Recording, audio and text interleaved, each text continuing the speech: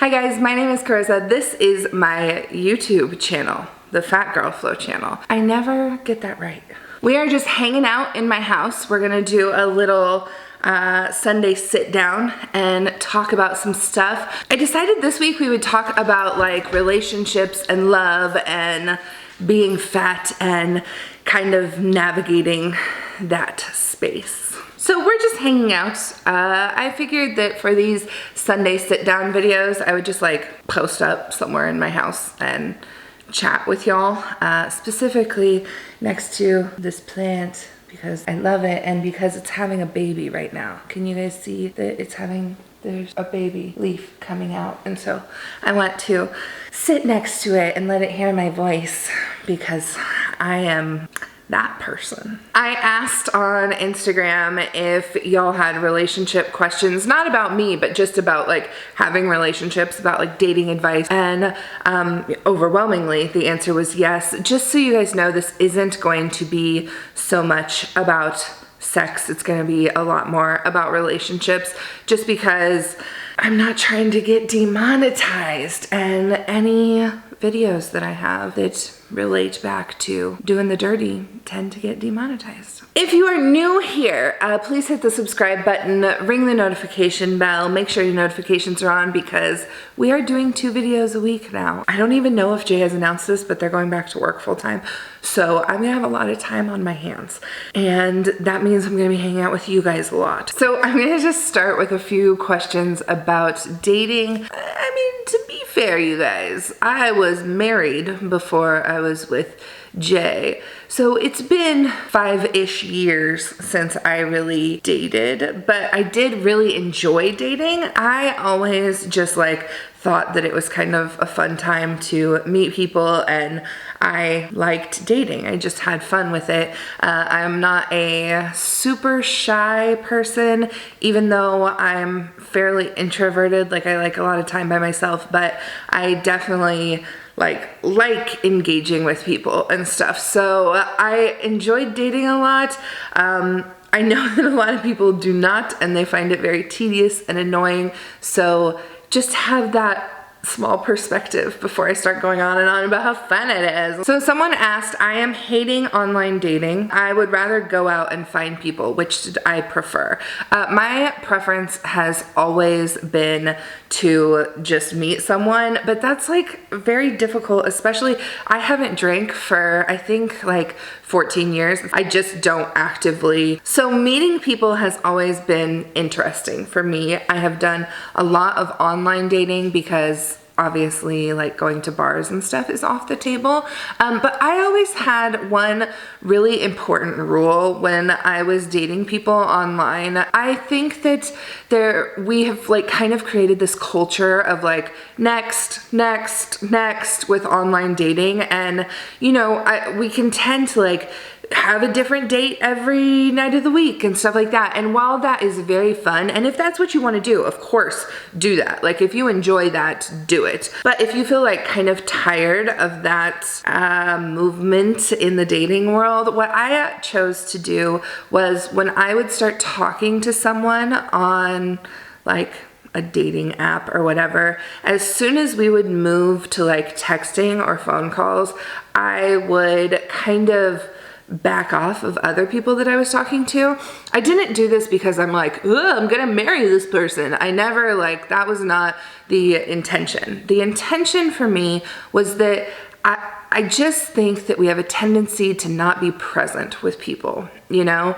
I think that we have a tendency to be like, I'm going on a date with this person, I'm going on a date with this person, and then you kind of like go, oh, do I like this person or this person more? And instead of like really assessing whether or not you like a person, you're like comparing them to the other person you're going out with. So I always made it a point to like really just give my attention to whoever I was like going to go on a date with next, and decide if I like them and talk to them and give them my attention, and then decide. Most of the time it was no, I didn't like that person. That's just kind of how dating goes. You're just kind of like, I'm not really into that person, not really into this person, whatever.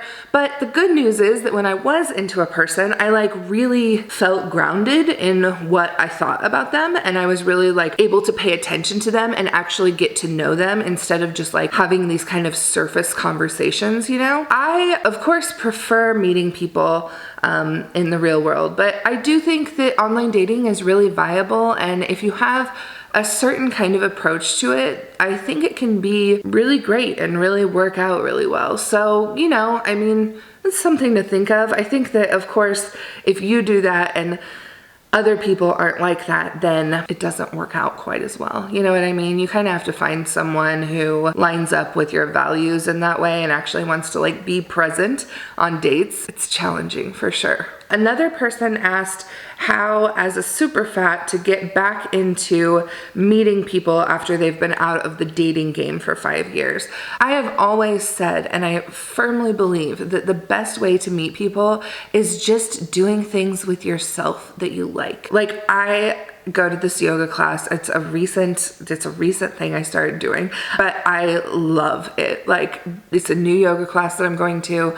I'm obsessed with it. I want to bring all my friends to it. I love it. The energy in the yoga studio is just really positive. Like, the people who come in and out of the yoga studio just feel like people who I would connect with. Oh, this is gonna sound so creepy. Thankfully, I don't think any of the people in my yoga class watch my videos, so they're not gonna think I'm hitting on them. But basically, what I am trying to say is that when you find things that you love, oftentimes the people who also love them, their energy kind of mimics your own. That is a great way to just start meeting people. And of course, it doesn't have to be yoga. It can be a painting class. It can be, you know, Dungeons and Dragons, or anything that you are interested in. Take the time to like take yourself out on dates and find things that you're really interested in, because oftentimes there's like communities around those things, and that is how you can meet other people, you know? Especially if you're queer. Like, I really just think doing like queer events and stuff. Recently there was a watermelon smashing competition, like a queer get together for people to wrestle and smash watermelons near where I live. And if you guys have not seen my watermelon smashing video on Jay's channel, it's pretty good. And if I were single, I feel like I would meet a lot of people right up my alley at that thing, you know? I got some really interesting questions about dating people who aren't fat, about diet culture in relationships, and I just love these questions. Like, I thought they were so thoughtful and really cool, and so like props to you guys for thinking of these. The first one is, would you still be supportive if your partner wanted to adhere to diet culture? I'll give you like a quick and dirty version of what diet culture is, but diet culture is kind of the society we live in that like worships thinness and dieting and health and wellness. If you don't know what diet culture is, that's okay. I'm still gonna answer this question because we're not gonna just like delve off into what diet culture is. It's fine. If you don't know much about diet culture, you can skip over this question. If you're gonna get angry with me for talking about dieting, you can skip over this question. It's fine. So I really liked this question about what I personally would do if a partner of mine wanted to participate in diet culture. Here's the thing. I think that it is different for every relationship. I think that, you know, when I was married, my partner was diagnosed with diabetes, and she had to like participate in some diet culture stuff. And also, like, it's not my fucking business. She was dealing with this new health diagnosis, and it just like, it is what it is, right? We also had a very different relationship than like Jay and I have. My previous relationship, I don't think we like were as open with one another about those things. We didn't talk about our bodies quite as much as like Jay and I do. So I think that the reality is fat people are always thinking about participating in diet culture, because how can we not? Like, our society tells us we should be doing that every single day. And I do not think that it is my job as a fat person or a person who doesn't believe in diet culture to tell another person that they can or cannot do something. I know that if you've watched previous videos, you probably think I'm very militant about things, but I'm really not. Like if Jay told me today that they wanted to get weight loss surgery, I'd be like, that is your choice, you know? And then if things come up around those things, it's my responsibility to talk to them and communicate with them about it and figure out if that's something that works for our relationship. It's not really a very black or white thing, I don't think. And I think that in regards to like fat acceptance and diet culture, we're all so in different places along like our own journeys that it would be difficult to say like, I will never date anyone participating in diet culture, or I really don't mind if people are participating in diet culture, because in some way we are always participating in some kind of diet culture. I guess the answer to that question is I don't know, and it would depend on how the person and I communicated. And I don't think that you should necessarily write people off for their participation in diet culture. I do think that anytime you have a partner whose like core values vary super differently from your own, that requires a lot of communication, and that you have to be like very excited about that communication, and you can't really find it tedious or whatever because you'll be talking about it a lot. So, you know, you can date people with values that aren't your own, but it's a lot of work, I think. The next question is there any part of your body that you do not like touched? Any part off limits? So I do not like people touching my face. I also do not like getting my arms poked. I know that that is so weird, but like I have very sensitive upper arms, and I do not like just me just doing that like hurt me. Like I was like, oh, I am a tough bitch, but there's something about like being poked in the arm that hurts me like really bad, so I don't like that part of my arm being touched. I don't mind the underside very much, but I mean, I'd rather someone not touch this whole area because it hurts.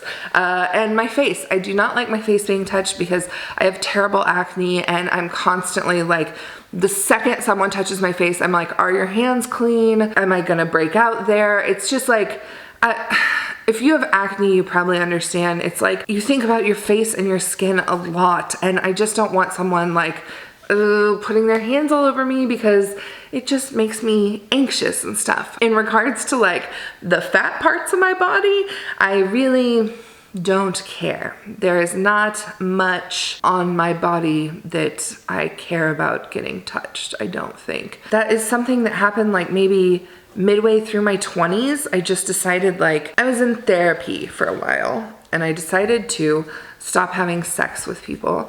And this was in my 20s, so it was like, that was a big deal. This was like something I like talked about with my therapist and stuff. I decided to like get back in touch with my own body and like explore my own body and all that kind of stuff. And I'll leave out the gory details, but basically what I learned was that like I am much more confident and comfortable in my body than I thought I was, and that like I liked touching my own body, and that I like reconnected with my body really well. And when I went through that like little abstinent phase, when I started having sex again, I was kind of just like, the people I was having sex with, I kind of said, look, I'm not like shy. I'm not gonna pretend like I'm trying to hide my body. I want like all in touching. It changed my level of pleasure during sex, and I think it made me have more fun, and it made me like myself more, and made me feel more confident, and all of those things. So I don't think that's an easy thing to do. And like I said, I did it like with the guidance of a therapist. So yeah. I did get lots of questions about like how to get that confidence. If you guys have not watched my confidence series, I like really lay it all out in this confidence series, like what I think leads to confidence. I'll put a card up. I really think that it's just very good information, and it's a very like holistic approach to becoming confident. I just think you can't like do some parts but not do the others. The parts that are so important for like accepting your own body during sex and stuff, have so much to do with like your thought processes around what other people's bodies look like and what's good and what's bad. And yeah, go watch that series because I think that it would be very, very helpful. But I think overwhelmingly the thing you have to tell yourself is like, you deserve to have a good time. Like letting yourself be free and letting your body be what your body is like, just feels good, you know? I also think that like finding partners who are excited about like body positivity and body acceptance is also very, very rewarding. And being able to like talk to a person about how you're trying to like accept your body more and inviting them to touch you in new ways and stuff, I think that that is really fun as well. So finding people who like share those values could be an integral part to that. Someone asked if there was any hesitation on going public with Jay because we were both fat. No. Definitely not for me. Obviously, like I think that maybe some people have this idea that myself and other body positive or fat influencers live kind of a double life, like they're body positive on the internet, but maybe like not in real life. But like I very much practice what I preach. I am very, very, very serious about my values around bodies and around like dismantling the oppressive structures that exist around bodies and stuff. It's an actual thing that I practice in my daily life, and I very much knew that maybe Jay and I would like, I don't know, have to field some new questions or some feelings from people that we haven't had to deal with before, but that never made me hesitate on sharing my relationship publicly or with my family or with my friends or anything. I do think that like when